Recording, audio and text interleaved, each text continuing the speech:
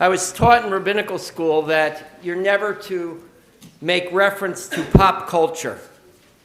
You're not supposed to talk about sports, you're not supposed to talk about Broadway or music, and certainly never movies. And the reason for that is because pop culture is fleeting. And if you want your sermons to have a long-lasting impact, if you want them to have a long shelf life, then don't pin them to something transitory like pop culture that's ever fading.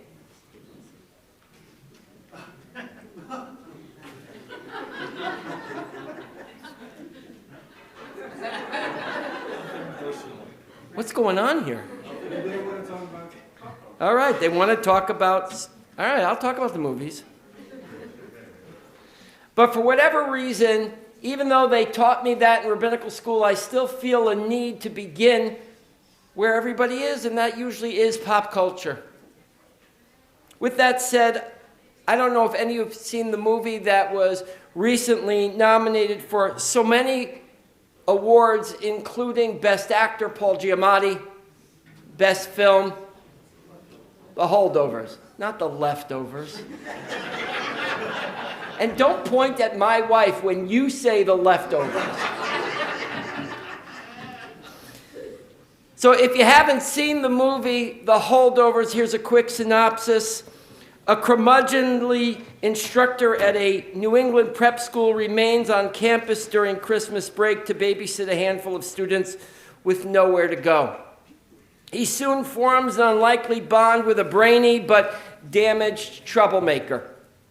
And with the school's head cook, a woman who just lost her son in Vietnam, they become the holdovers. The term holdovers refers to students who have nowhere to go over break and are held over at school. But it's really a reference to people who have a past that is holed over them. For some, they have literally packed their bags only to find that they weren't going anywhere.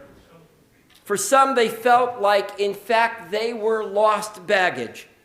For some, they felt like they were forgotten baggage. And for some, they just felt like discarded baggage. The movie is all about finding a place to put that baggage and the guides that we find along the way. But there's no getting around the main theme, and that is what we do with the baggage once we decide that we have it. Once we recognize that we're all carrying it around. No matter the friendships, the counselors, the mentors I have, and I know you have, we all carry these little bags around with us. Sometimes they're small enough to fit into the overhead compartment, but sometimes we have to check them. They are the baggage of fear. They're the baggage of anxiety. They're the baggage of shortcomings. They're the baggage of hang-ups that we carry everywhere we go. It may be invisible to some and more than unusually exposed to others, but no matter, every one of us has baggage. If we are observers of the human condition, be it our own condition or others, we're able to acknowledge that one of the greatest figures in Jewish history has a tremendous amount of baggage of his own, and that's Moses. And so this morning, in the Torah reading that we just completed, we begin to see Moses in therapy. Yes, we are able to observe great moments like the Ten Commandments. But there are more subtle moments that are clothed this morning in the complex relationship between father-in-law and son-in-law. Believe you, I know about the complicated relationship between father-in-law and son-in-law. It reminds me of a joke. I wasn't going to tell it because I felt the sermon would run too long, but I can't help myself. So this future son-in-law comes to his future father-in-law and he says to him, I'd like to marry your daughter. And the father-in-law, the future father-in-law says, you've heard this joke, I know, many times. The father-in-law says, so what are you going to do for a living? And the son-in-law says, I'm a deeply pious man. God will provide. And the father-in-law says to his future son-in-law, but how are you going to be able to keep my daughter in the lifestyle to which she has grown accustomed, to which the son-in-law says, God will provide.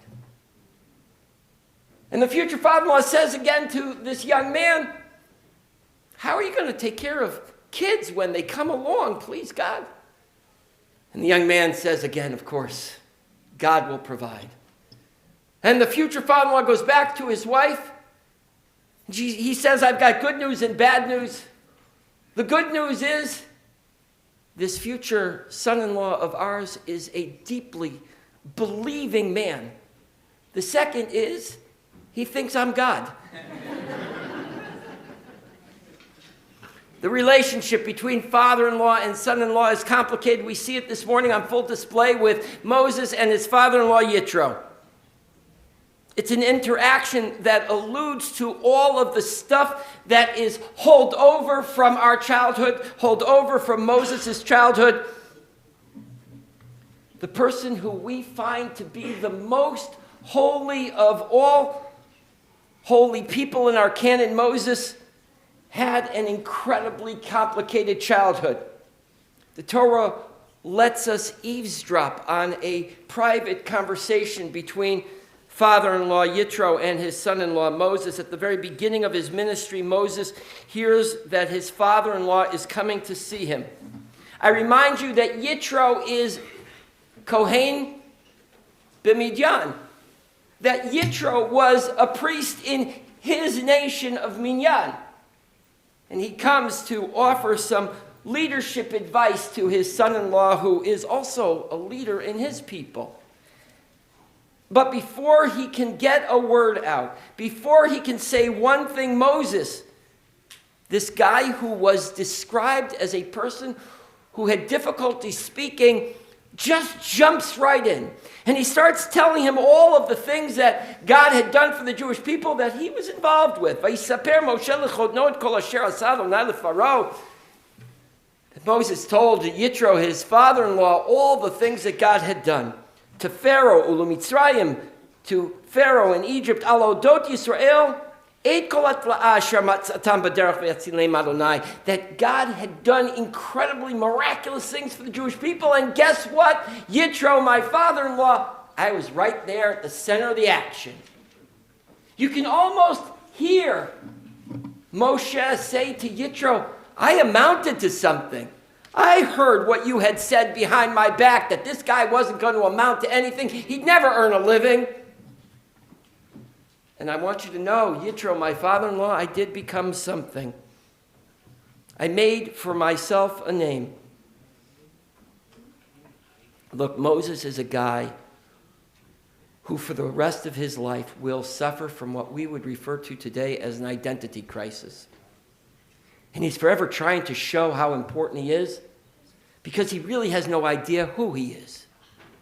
Moshe suffers from an identity crisis because he's born a Jew, discarded a Jew, raised as a prince in Pharaoh's house, nursed by a Jew, discarded again from the palace, only to find himself murdering. A Jew raised as an Egyptian prince, only to become the leader of the people from whom he was born in the first place. In fact, we know this is true because when he's standing at the burning bush and God calls out to Moshe, Moshe says to God, Mi anochi, who am I? As if to ask God, why do you pick me? I don't even know who I am. How can I help birth a nation if I have no idea who I am? The conversation between Moses and Yitro might have been a little bit different had Moses had a secure sense of self. Moses, we hear the conversation you have with Yitro. But as the rabbis have always done, I imagine a different conversation. It may have had the similar result. But here's what I imagine the conversation looked like between Moses and his father-in-law. Moses, I know you didn't think Moses says, I know you didn't think I was going to amount to anything. Yitro responds, I never said that. Moses says, I know you didn't say it, but I saw your side glances and your questions about what I was going to be. Look, it's not a far-fetched conversation. After all, Moses really had no idea who he was going to be. The conversation between Moshe and Yitro may have been a little different. Moses may have said to Yitro, I know I have neglected my family, but can't you see that I've been busy? You know that Yitro comes with Moses' family, his wife and his 2 children, in order to say to him, Moses, you're overworked and you need to pay more attention to family. You need to create a better life-work balance. And so Moses may have said, I know I've neglected my family, but can't you see I've been busy? Yitro responds, okay, but now you have time to go back to them. After all, Yitro says, they're not my responsibility. I married her off so she'd be your trouble. Not that I've ever said that. Moses says to his father-in-law, Yitro, in response, you can't fathom the responsibilities that I have. Yitro then responded, well, then you're going to have to figure out how to work it out better. Moses says, I'm trying to make something here. I'm trying to build something here. Yitro says, you already have. You see, you've got beautiful children and an adoring wife. Remember, you named your children Gershon and Eliezer. Gershon, you named him that because you were once a stranger in a strange land, and Eliezer because God came to your assistance. Aviva Zornberg teaches us that classically, naming a child is an opportunity for self-reflection. To which I say, it's the way we write our story. It's the way we frame our narrative. To which Moses responds, it's not about who I was, Gershon or Eliezer. It's about the name I'm trying to make for myself right now. You see the psychology that's going on with Moses? He's forming identity by naming parts of his past. He's recognizing that he is a sum total of who he was and who he's becoming. Either way, either conversation alerts us to the deep-seated and profound complexities of becoming. Becoming something, becoming someone. Moses is trying to integrate his varied parts, and what we see is really just the tip of the iceberg. It's the Or HaChaim, Reb Chaim Moshe Ibn Attar, who reminds us that we carry everything from our past forward into the future. The Or HaChaim says, Ulai shehayu pratim shalosh amatamos. No, there are parts of us. There are parts that Pharaoh, there are parts that Yitro never saw, and that's why Moses tells him of the great moments in which he was involved, because it doesn't matter what other people hear, what other people see. It's about the internal dialogue that's going on within. Yitro had heard all that God had done, but there may have been details he didn't hear. And so Moses tells the story over again, so not to explain it to Yitro, but to explain it to himself. There are things that never come out. There are things that are never heard, even though our sages teach sof davar kol nishma. At the end, everything comes out. The Or HaChaim also imagines a conversation between Yitro and Moshe. He says maybe Moses retold the story to Yitro, even though Yitro clearly must have heard what had gone on. He couldn't have been so blind to what Moses was doing. And so he said to Yitro what had happened. Because Moshe wanted to explain, says the Or HaChaim, that the Israelites were truly free now. Maybe Yitro thought that at some point they would go back to Egypt. Maybe at some point Yitro thought that they were still partially enslaved. To which the Or HaChaim says, Yisrael meit uvazeh hichlit Yitro ki fakani ram me'alehem. Once Yitro had heard about all that he had known, the Egyptians no longer had a hold over the Jewish people. That Yitro heard for the first time that God had set the Jewish people free and the Egyptians had no hold over the Jewish people. There was nothing that kept them enslaved. Look, this is an important personal story, obviously, for Moshe and his development. I have spoken at length this morning already about the internal baggage that holds us back from becoming what we ought to become. It's a deeply personal identification story, but guess what? It doesn't end there. It's also a story about nationalism. It's also a story about what happens to a people that are held captive. And believe you me, as long as there are hostages held in Gaza, then we are an entire nation held captive. There are people being held captive today, not just psychologically, but physically, and therefore we are all being held hostage. Until every one of those precious souls being held by Hamas are let go, then there is no redemption for any Jew. I know I've spoken about personal, individual redemption, but it doesn't happen for us until those people are let go. They are our brothers and sisters. There are hundreds, if not thousands of people for whom the trauma of October 7th will haunt them the rest of their lives. For the rest of our lives, we are changed by October 7th, and it will forever be held over our heads. During the Holocaust, we vowed never again. And so now we say the words, never again. But maybe we say now, never, ever again. And we seem to keep saying it over and over again. Maybe our next slogan should be changed entirely because it clearly isn't working. No matter our story, I can tell you this much, because we've said it over and over again, that this is an existential threat. Another phrase I think we ought to retire, because we're not going anywhere. They may call it an existential threat, but we as a Jewish people aren't going anywhere. We never have and we never will. It's beginning to sound like the boy who cried wolf. When we say never again, existential threat, we don't mean it because we have a state of Israel to now. Moses, yes, felt like a stranger.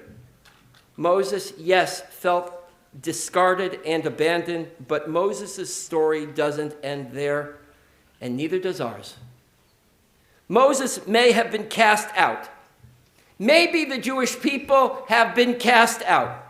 It's possible to think to yourself, because the world is beginning to abandon us again, that our existence is on the chopping block. But then Moshe says one final statement. He says, Vayishlach Paro et chotno vayelech lo el artso. He sends Yitro off, and then he makes his way to his land. You cannot help but hear the words in this morning's parsha of Lihiyot Amchoshi Be'artzenu, to be free in our own nation.